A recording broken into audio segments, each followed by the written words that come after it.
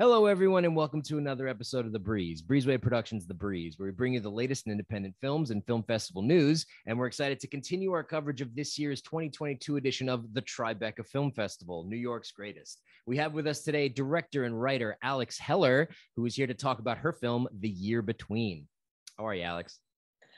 I'm great, Alex. How are you? It's good. It's good to have two Alexes here. So it's an Alex conversation, all black attire, ready to rock and roll and talk about the movie. So tell us about The Year Between. The Year Between is sort of an irreverent family comedy about a college dropout's treatment of bipolar disorder in the Southwest Chicago suburbs. Okay. I see that you directed and wrote it. So where did this subject matter come from that inspired you to write this piece? Well, it started when I was 19 and I left my freshman year of college. I was diagnosed with bipolar disorder. I had been on like a mental illness journey for the previous years since high school, but finally got a correct diagnosis. And then I spent a long time after that figuring out how to navigate it and how to kind of repair the destruction I'd caused in my own life. Mm-hmm. So that was a huge inspiration for me. And also around the same time when my best friends dropped out of college for mental illness and her mom was diagnosed with breast cancer. Oh, that's a spoiler is what it just occurred to me. Whatever. Okay. Sorry. Her mom was diagnosed with cancer in the same year. And that's the main source of inspiration.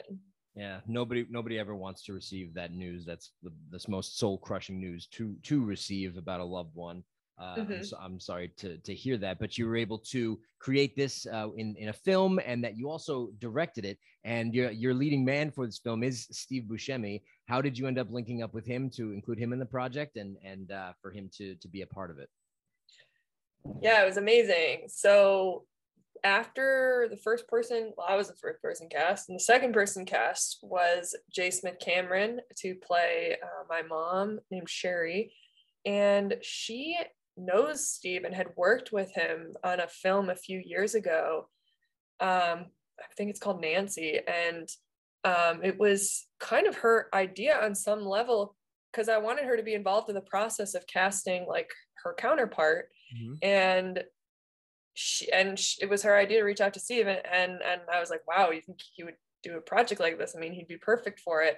And oddly enough, like he was interested, and one of our producers like tangentially knows him and kind of helped out there. So I think he really connected to the subject matter. Yeah. Did you find this to be healing since you wrote this from things that you were suffering on your own and you directed it? As you were having this play out, did you feel yourself grow as a director and then heal from the issues that you've had? Yes, I definitely, I would say one of the main emotional takeaways for me was some sort of self-forgiveness for some of the really bad things that I did and the people I hurt before I got the help that I needed. Mm-hmm. I had sort of previously blocked those memories out, I would say. I don't think about that time. I don't associate with that time.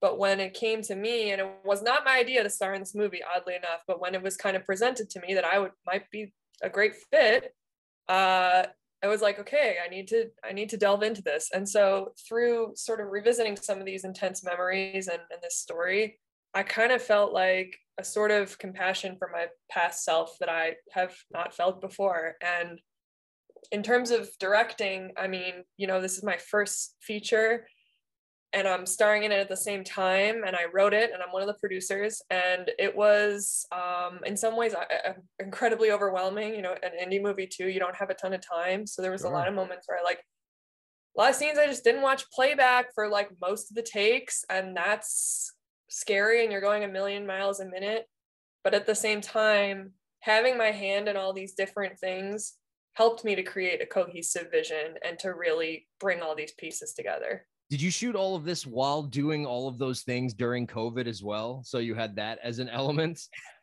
Yes, it was sort of We shot in October, November of 2021. So at that was before like the Omicron variant. It was post-vaccine, so we had this like sort of sweet spot, but we were still testing regularly. We had a COVID outbreak that affected our schedule. Wow, it was crazy. It affected the script. I mean, but also somehow it all worked out. The COVID was a huge obstacle. Yes, it's interesting because all of the films that are in the festival this year have that as that obstacle, and they're still able to churn out these stories on all different levels. They have things that they're premiering at Tribeca, from Amazon Prime work to independent work to audio stories. I mean, it's quite a selection for people to see. And your film is in competition this year against a couple of others, which, you know, is also another great achievement. How are you feeling going into the festival in competition against the other projects? I am feeling incredibly honored and excited, and these movies look amazing. One of them, the director of God's Time, is a friend of mine. We met at the Sundance Lab in 2020.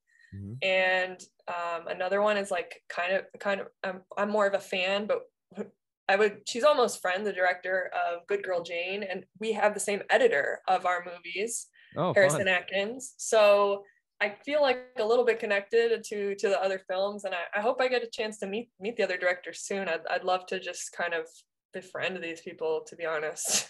Yeah, there is going to be good things happening in New York. The festival is going on starting tonight.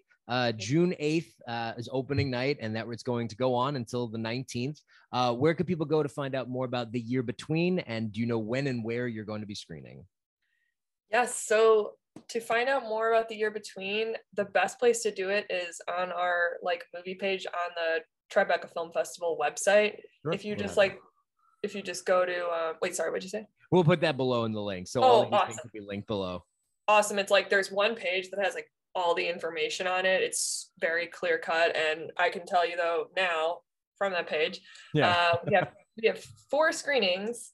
One of them is virtual. So, but we have 3 in-person screenings. Our premiere is June 12th at 5:30 at the Angelica in Village East. Okay, I'm not from New York, so I probably sound like such a noob trying to say these things, but that is sold out as of now, but there's going to be rush tickets available. And then our other 2 screenings are after that, Tuesday, June 14th at 8:45 p.m. at the same theater at the Angelica. Mm-hmm. And Friday, June 17th at 9 p.m. is our final screening at Cinepolis Theater 6. Over in Chelsea. I can tell you there's about, because I check it obsessively, there's about like 30 to 40 tickets left for those other 2 screenings. Nice. Well, that means that the first one already sold out and they're selling fast. So it's great to see your movie end up being watched by so many people in New York. So from the state of New York to you, we say welcome. Hope you enjoy the pizza and the bagels. And we got good weather now. So take a stroll around Central Park and you'll have a great time. But also to check out the Tribeca Film Festival and the film The Year Between, which is playing this year. And I want to thank you for joining me, director and writer Alex Heller, as well as star of the show. And we hope our audience is able to check out The Year Between. Thank you so much.